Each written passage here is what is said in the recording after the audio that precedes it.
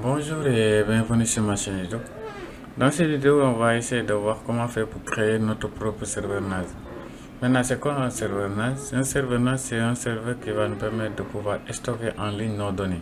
Voilà, c'est comme ce que Microsoft nous propose avec OneDrive ou bien Apple avec, je pense que c'est iCloud, oui, c'est iCloud, et Google avec Drive. Donc, on va essayer de créer notre propre serveur à nous. Voilà, parce que par défaut, si vous voyez bien, ces grandes entreprises vont nous limiter. Sinon, vous êtes obligé de prendre la version payante pour avoir beaucoup plus de gigas. Parce que par défaut, ils te donnent, si on ne trompe pas, 5 gigas. En tout cas, là en 2024, on est à 5 gigas qui est offert gratuitement. Mais au-delà de ces 5 gigas, tu es obligé de payer un abonnement. Voilà, maintenant, nous, on va choisir une des des solutions dénommées OpenVIA Vault que vous pouvez télécharger directement en tapant OpenVIA Vault. Le lien c'est OpenVIA Vault. Là, vous cliquez sur ISO qui est là, stable. Maintenant, dès que vous cliquez, vous patientez, il va vous rediriger vers cette page là et il va lancer directement le téléchargement. Moi, je l'ai déjà téléchargé, donc on va passer directement à l'installation. Maintenant, si vous voulez l'installer physiquement, bon là c'est l'installation, c'est le téléchargement, je l'annule. Maintenant, pour ceux qui veulent aussi l'installer physiquement, c'est-à-dire vous avez un serveur, une machine en tout cas, que vous n'utilisez plus. Là, vous pouvez utiliser cette machine-là pour pouvoir l'installer physiquement. Et pour ça, vous allez télécharger l'outil qu'on appelle Refi, qui va vous permettre de pouvoir transmettre les données ISO au niveau de la clé. Et comme ça, vous n'aurez qu'à brancher la clé au niveau de votre ordinateur pour suivre les mêmes étapes que je vais faire avec la VM que j'ai. Voilà, maintenant, ici, moi, j'utilise comme VM Workspace Pro. Voilà, je vais le lancer pour commencer le téléchargement et commander l'installation. Maintenant, une fois à ce niveau là, je vais créer ma machine virtuelle. Voilà, ici je vais aller chercher l'emplacement de l'ISO. Il se trouve au niveau de téléchargement OpenVIA Vault, c'est la version 7.0. voilà, je l'ouvre, je vais faire next. Maintenant là c'est next. À ce niveau là, je vais faire serveur, je vais écrire serveur par exemple NAS. Voilà, je vais changer l'emplacement. Cet emplacement ne me va pas. Je vais le mettre sur mon disque qui est là au niveau de VM. Voilà. Maintenant ici, je vais créer un serveur que je vais appeler serveur NAS comme ça. Double-clic. Voilà. Bien. Maintenant, next. Le nombre de gigas. Bon, déjà, rien que les 20 gigas, ça dépasse carrément ce que les autres entreprises vous proposent. Donc, moi, je vais rester sur 20 gigas. Voilà. Et là, je vais le mettre en NAT, en bridge pour qu'il puisse se connecter directement au niveau de mon réseau local. Voilà, comme ça, même si je change d'appareil, je pourrais me connecter à distance, que ce soit avec un téléphone ou bien avec un ordinateur. Je pourrais directement accéder à ces données-là. Maintenant, je vais faire Cloud et Next. Voilà.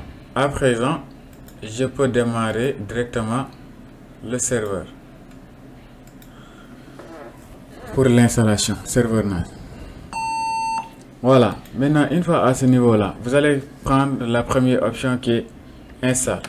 Cliquez sur Install. Là, vous allez remarquer que le curseur ne s'affiche pas. Donc, utilisez juste les flèches de votre clavier. Voilà, maintenant là, vous allez choisir la langue. Moi, je vais utiliser la langue française. Non, pas la langue, mais le pays. Donc, ça c'est... Oui, la langue, c'est ça. Ensuite, le pays. Bon, moi, je suis au Sénégal. La liste, pour la liste par défaut, on a Belgique, Canada, la France, Luxembourg, Suisse. Maintenant, si votre pays ne figure pas là, vous allez juste cliquer sur autre. Moi, mon pays se trouve en Afrique, donc je vais naturellement choisir Afrique. Et là, je vais chercher le Sénégal. Voilà, le Sénégal, il est là, je vais le sélectionner. Voilà, maintenant là, là, nous on parle français, donc je vais prendre le français, comment dire, je vais prendre France. Voilà, maintenant pour le clavier, moi j'utilise un clavier AZERTY, donc je vais rester sur français. Voilà, on patiente un peu.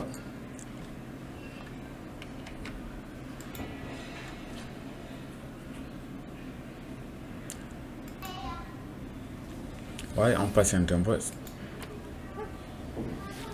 Ça prendra pas du temps. Mais aussi, ça dépendra de votre PC. Si ça prend du temps, c'est parce que votre PC n'est pas aussi... voilà, pas aussi puissant que ça. Mais moi, j'ai un bon PC, un PC gaming. Donc, je pense que ça va aller rapidement.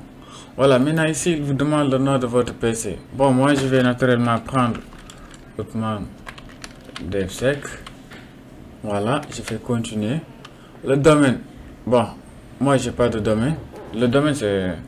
Si par exemple vous êtes dans une entreprise, c'est ce domaine-là que vous allez mettre là. Mais moi, je vais mettre juste en haut. Voilà, parce que j'ai pas de domaine avec moi, présentement. Là, il vous demande de mettre un mot de passe. Je vais faire un mot de passe simple. Voilà. Je continue. Je confirme le mot de passe. Voilà. Là, il va essayer de récupérer l'heure depuis le serveur. Donc, comme ça, on aura l'heure exacte l'heure sera synchronisée en quelque sorte. Voilà, reste en patiente. Voilà. Voilà, à présent, il va essayer de copier les données au niveau de notre disque. C'est-à-dire pour avoir carrément le système dans notre serveur qu'on a créé virtuellement. Comme je l'ai dit, c'est la même procédure qu'il faut faire pour installer pour l'installer physiquement. Là, je suis en train de le faire virtuellement. Mais aussi, si vous voulez l'installer physiquement, il va falloir le connecter avec le câble EJ45. Le câble EJ45, c'est le câble qui quitte le routeur vers les PC. Voilà, donc il faut le brancher directement pour avoir accès à Internet. Sinon, vous n'aurez pas accès à Internet. Voilà, les presque terminé. On patiente encore pour les mises à jour.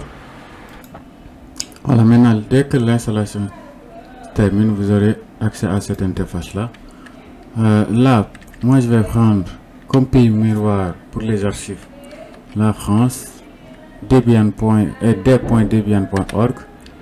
Voilà, là, vous cliquez juste sur Entrée.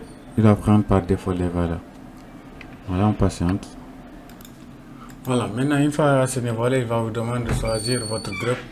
Et là, pour le groupe, vous allez utiliser le dev SDA. Voilà, on patiente maintenant.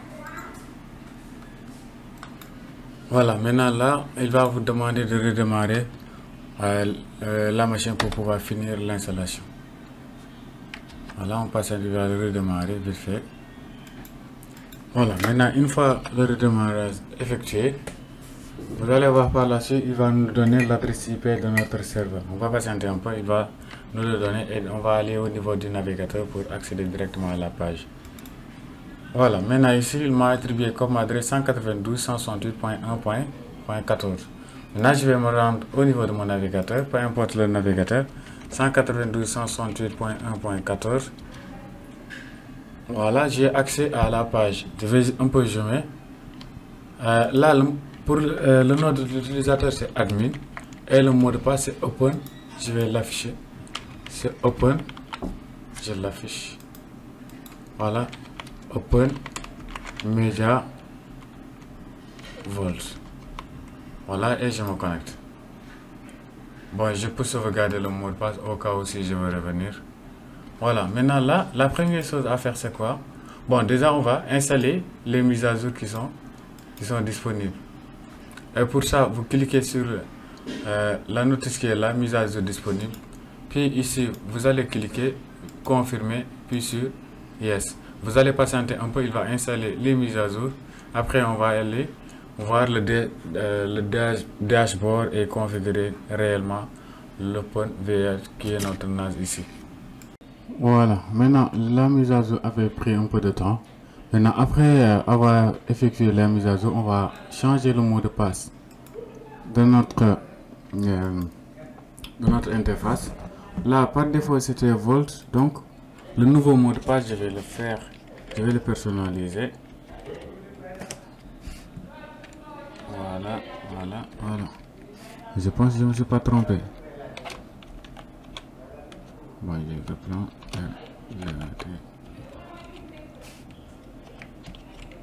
Voilà, j'ai proposé quelque chose de costaud. J'enregistre. Voilà, maintenant effectué, je vais mettre à jour le mot de passe. Voilà, mot de passe, le mot de passe mis à jour.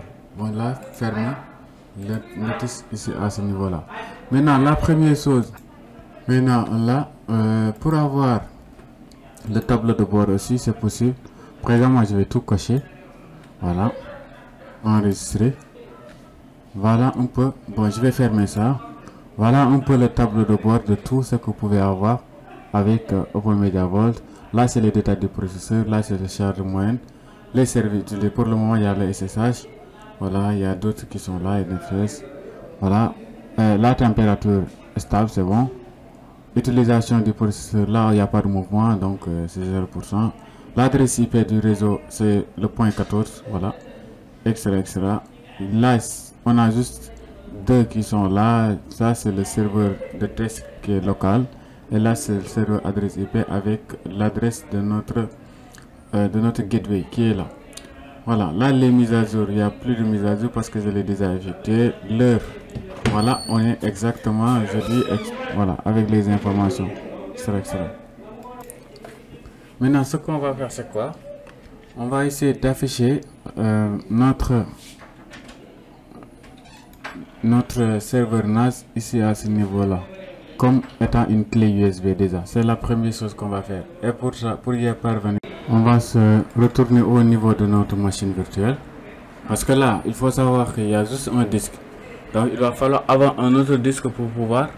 Parce que le disque du système doit être différent du système qui va héberger les données. Donc, on va venir là. Maintenant, si c'est vous allez juste acheter un disque, disons un SSD de 100 Go pour mettre le système et 1 Tera pour mettre vos données. Voilà. Maintenant là, moi je l'avais déjà, je vais vous montrer juste comment faire. Par exemple là, je vais le supprimer déjà. Là, je vais faire add. Maintenant, au niveau du disque, vous allez faire suivant. Là, vous faites suivant. Vous allez créer a new virtual disk. Vous cliquez. Là, vous allez choisir nombre de gigas. Disons, je vais prendre 30 gigas. Voilà. Là, le nom, ça me va. Je fais finish. Puis sur OK. Après ça, je vais juste redémarrer le serveur NAS. Voilà. Je peux le mettre en valeur comme ça. Voilà, on patiente un peu, il se redémarre. Et on va aller se reconnecter avec le serveur.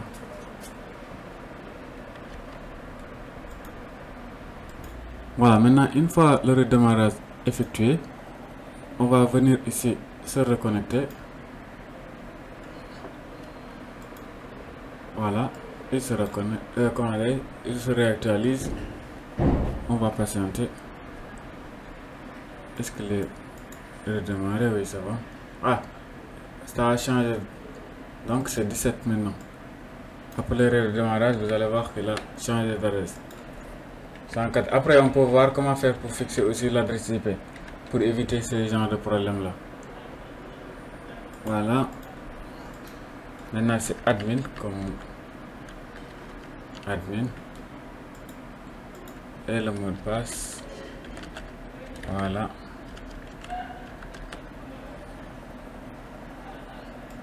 Voilà. Maintenant, pour faire ça, vous allez vous rendre au niveau des stockages, système de fichiers. Maintenant, là, vous cliquez sur créer et monter un système de fichiers. Maintenant, moi, je vais sélectionner, je vais choisir X4. Là, automatiquement, vous allez voir le disque virtuel que vous avez créé tout à l'heure, qui était 30 Go. Voilà, il faut redémarrer pour avoir cette information-là. Sinon, vous ne l'aurez pas. Je vais faire enregistrer. On patiente un peu, il va être créé et l'enregistrer. Voilà, c'est fait. Là, je ferme. Voilà, maintenant là, il nous demande le nom du fichier. Donc, le fichier qu'on vient de créer, il est là. Donc, je sélectionne. Puis, je enregistrer. Voilà. Maintenant là, vous allez voir que le disque est créé, mais il n'a pas les informations. Donc, pour ça, pour avoir toutes les informations, on va cliquer ici pour appliquer. Voilà, sur oui. Voilà, maintenant aussi, vous pouvez utiliser votre disque. Ça, c'est possible. Peut-être si vous avez juste un disque, vous pouvez me faire signe, comme ça je vais vous guider comment faire pour comment mettre côte à côte le système et votre serveur, le système et vos données. Voilà, ça c'est possible aussi. Mais si vous voulez avoir une vidéo de ce genre là, ou bien si vous voulez juste des explications, je vais vous expliquer le procédure, comment ça se passe et comment faire pour le réaliser. Voilà, maintenant une fois là, vous allez voir le disque, on l'a déjà, il est online. Donc on va aller au niveau de au niveau de dossier partagé, puis sur créer. On va venir choisir un nom, je vais l'appeler Othman, disons Othman DFSec. Voilà, là je vais sélectionner le disque que j'avais tout à l'heure. Voilà, maintenant pour les autorisations, là tout le monde a tout, par exemple l'administration a le droit de lecture écriture, l'utilisateur les autres, mais moi je veux que les autres n'aient pas accès. Donc je vais prendre l'administrateur a le droit de lecture écriture, de même que les utilisateurs, mais pas les autres. Je vais sélectionner celui-là, puis sur enregistrer. Voilà, là on vient de le créer, on va juste appliquer à ce niveau là. Voilà, puis sur oui pour valider la création et commander le partage de fichiers. Voilà, maintenant on a créé notre système fichier, on l'a partagé. On va aller au niveau de service, puis SMB. Là on va cliquer sur partager, create. Voilà, maintenant au niveau à ce niveau là, on va choisir le disque qu'on avait créé qui était DFSec et tout ça. Maintenant là, pour le public, bon, pas besoin. Veuillez activer la corbeille, parce que si jamais vous supprimez quelque chose et que vous n'avez pas la corbeille, vous ne pouvez plus le récupérer. Bon, pour le reste, je pense que ça va. Donc on va cliquer sur enregistrer. Puis au niveau de paramètres, voilà, vous allez activer. Bon, je valide déjà la configuration. On patiente un peu. Un peu, il va activer ça. Voilà, maintenant là au niveau de paramètres à présent, parce que là on était en train de valider cette partie là. Maintenant vous venez au niveau de paramètres. Au niveau de paramètres, vous allez juste activer cette option là, groupe de travail. Voilà, et aussi cocher bien navigable, hein. Voilà, sinon vous pouvez avoir des surprises. Là je vais enregistrer, pour le reste ça va, donc je vais enregistrer. Voilà, maintenant à présent on va aller au niveau des utilisateurs. Maintenant à ce niveau là, vous allez, bon, je valide aussi le paramétrage que j'avais fait tout à l'heure, vite fait. Voilà, parce que chaque modification effectuée au niveau du serveur, il va vous demander de valider, sinon il ne va pas le prendre en compte. Voilà, moi j'accélère, c'est pourquoi il me le propose après, mais à tout moment vous pouvez venir accepter, il va le faire. Maintenant là on va créer un utilisateur. Voilà, là bon, il récupère automatiquement mes informations, sauf que là on n'a pas besoin d'espace, donc c'est Othman, par exemple, tout simplement. Voilà, le mail, ça va. Maintenant un mot de passe, moi je vais choisir mon propre mot de passe, donc je vais faire ça. Voilà, mon propre mot de passe. Je vais confirmer le mot de passe. Voilà, et maintenant j'enregistre. Voilà, maintenant je vais sélectionner l'utilisateur. Bon, je vais ajouter les informations de l'utilisateur comme d'habitude. Je valide d'abord. Voilà, maintenant je sélectionne l'utilisateur puis permission. Maintenant là je vais lui donner les permissions d'écrit et lecture, donc c'est-à-dire tous les droits. tous les droits. Donc là, si vous voulez juste qu'il puisse lire ou bien de ne pas accéder, donc moi je veux qu'il puisse effectuer même des modifications au niveau du fichier. Donc là, je vais faire enregistrer puis sur valider et oui. Voilà, maintenant on va revenir au niveau de stockage. Maintenant, dossier partagé, je sélectionne le disque. Maintenant, liste des droits avancés. Je vais cocher recursive qui est là, puis sur appliquer. Voilà, et je vais, bon là il y a toutes les mises à jour qui sont là, tout ce que j'ai fait au niveau du serveur. Bon, je redémarre à présent le serveur NAS pour qu'il prenne en compte tout ça. Voilà. Voilà, maintenant on va essayer de fixer l'adresse IP parce que si vous remarquez bien, des fois quand je le redémarre, il va changer d'adresse. Pour le moment, on avait démarré avec 14. Là, vous avez remarqué, il est à 17. Il peut changer à tout moment. Maintenant, pour fixer l'adresse IP, vous allez venir au niveau de réseau. Maintenant, interface qui est là. Vous sélectionnez l'interface, modifier. Maintenant, là, au lieu de prendre le DHCP, vous allez choisir statique. Là, l'adresse que je vais l'assigner, c'est 192.168.1.252. Pour le masque, ce sera, vu que c'est une adresse de classe C, donc 255.255.0. Maintenant là, pour passerelle, je vais faire 192.168.1.1. Voilà, et je vais enregistrer les modifications. Voilà, je valide, oui. On patiente un peu, il le valide. Et là, vous allez voir, après par la suite, je vais aller changer l'adresse IP pour pouvoir se connecter. Voilà, on l'a changé. Donc, même au niveau du serveur, si je reviens au niveau du serveur, voilà, le serveur maintenant c'est 252. Donc, là, l'adresse est fixée. Même si je le redémarre 1000 fois, 252. Voilà. Il va tout le temps utiliser cette adresse là. Voilà, c'est comme ça qu'on fait pour fixer l'adresse IP. Maintenant, c'est admin ici et le mot de passe.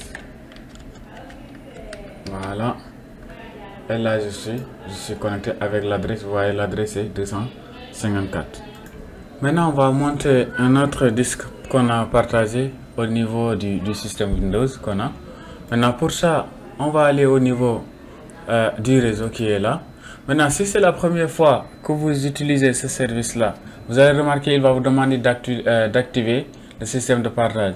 Et là, automatiquement, vous allez voir le disque, comment dire, le système est ici. Je l'avais nommé Outman DevSec. Maintenant, là, je vais faire clic droit sur le réseau, connecter un lecteur réseau. Là, je vais le nommer, là, c'est Z si je veux, voilà, ou bien U. Je pense que j'ai pas un disque qui s'appelle U. Je vais aller juste vérifier pour moi. Oui, c'est bon. Donc, il n'y a pas U. Donc, je peux sélectionner U pour dire Outman. Voilà. Maintenant, on va parcourir. On patiente un peu. Il va nous demander de donner les informations de l'utilisateur qu'on avait créé tout à l'heure. Donc, pour accéder directement au niveau de ce service-là. Là, moi, j'avais déjà un autre utilisateur. Donc, je vais utiliser un autre compte. Là, et le mot de passe, je le donne carrément. Je reprends. Voilà. Mémoriser, puis sur OK.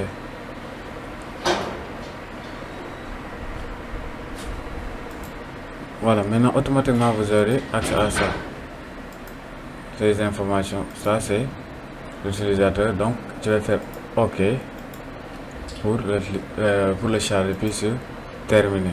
Voilà, automatiquement vous avez accès à notre serveur. Là il est sous forme de clé, il est là.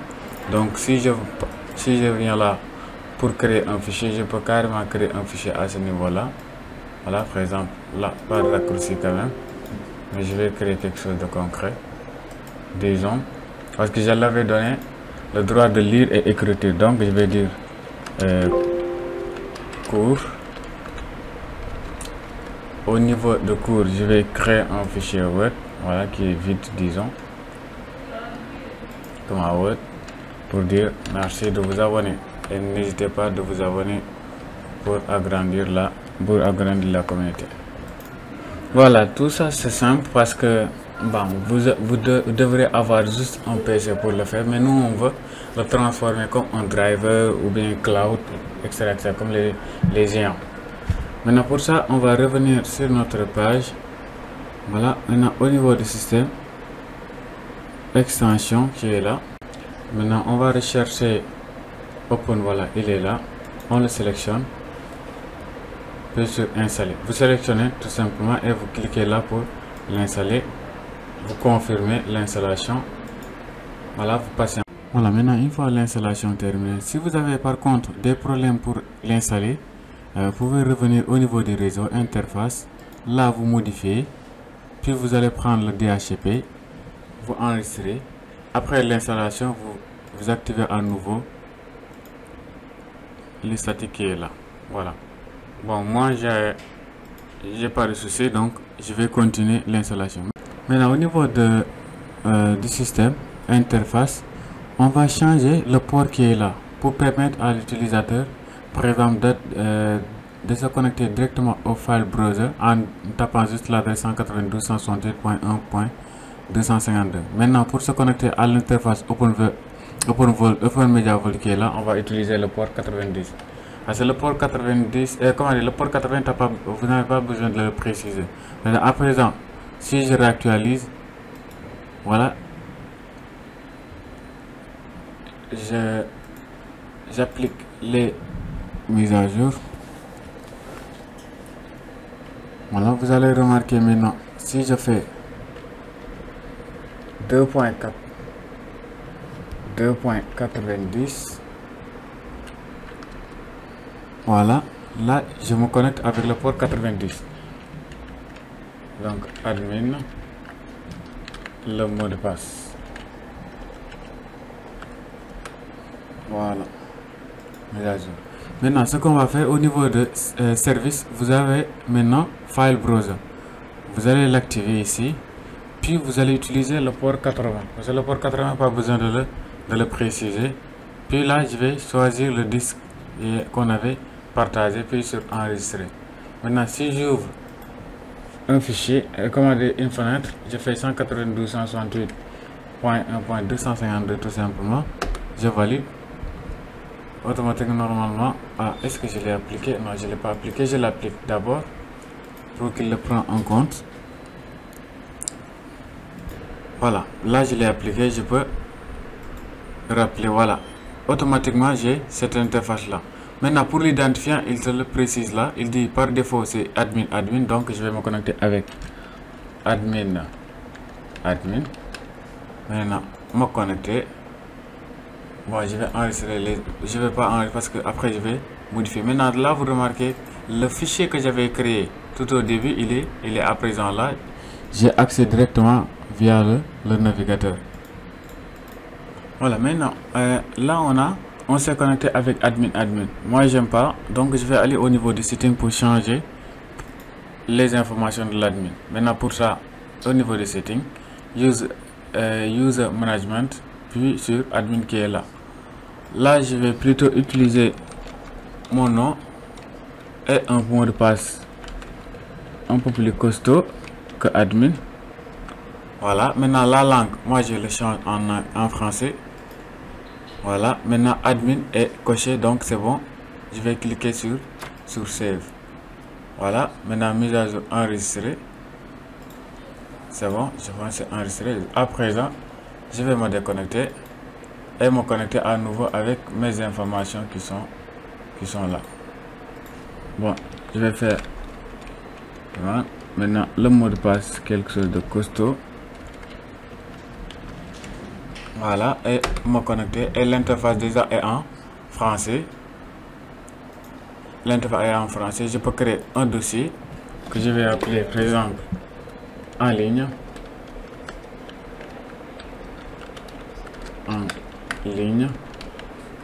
Maintenant créer. Au niveau du fichier en ligne, au niveau du répertoire en ligne, je peux créer un fichier. Merci, par exemple, tout ça, puis sur créer. Voilà, et je peux ajouter du texte. Abonnez-vous et n'hésitez pas de vous abonner si la vidéo vous a plu. Abonnez-vous. Voilà, j'enregistre et je ferme. Automatiquement, il y a des données ici à ce niveau-là. Voilà, maintenant là, vous allez remarquer ici que le nombre de gigas qui me reste, voilà, là j'ai utilisé que 600 KO et tout ça. Voilà, il y a toutes les informations qui sont là. Maintenant, supposons ce fichier là, je veux le partager. Le fichier en ligne là, je veux le partager. Je le sélectionne, puis je partager à quelqu'un qui n'a pas de compte, par exemple, en premier lieu.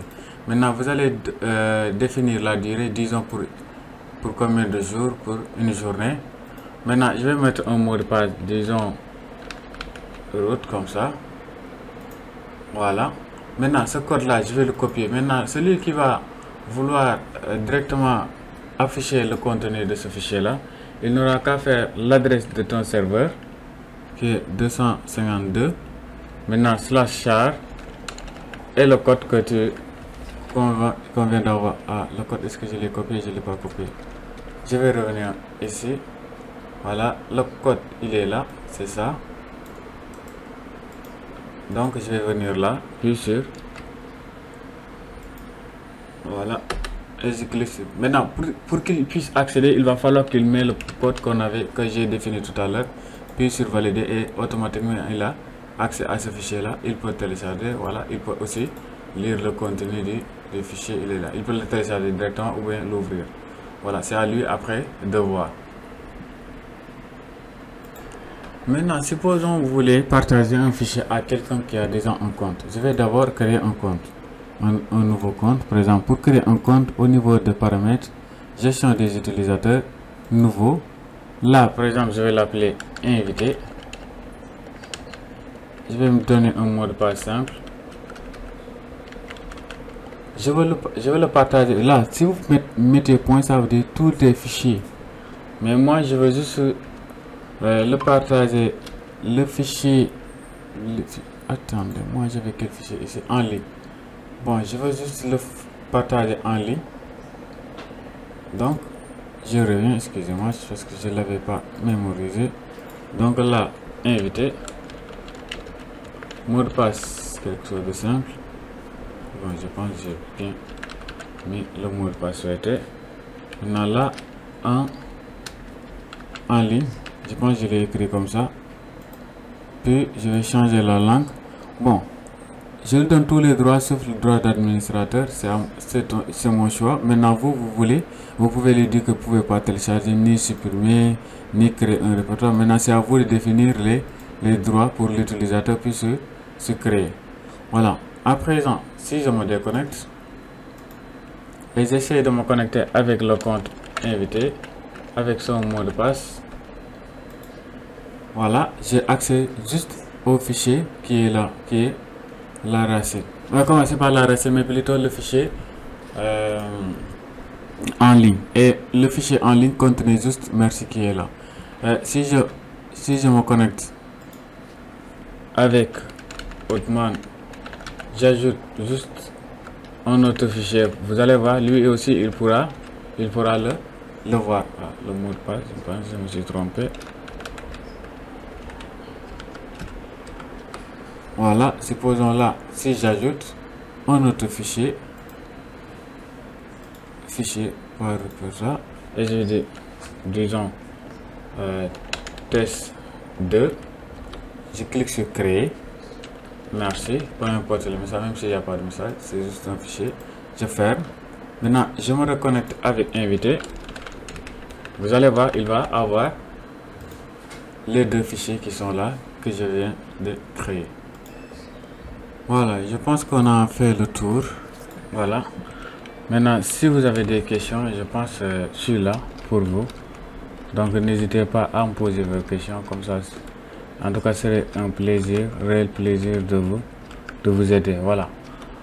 Merci, c'est la fin de la vidéo, les gars. Si la vidéo vous a plu, n'hésitez pas à liker, à s'abonner et à partager. Merci, les gars.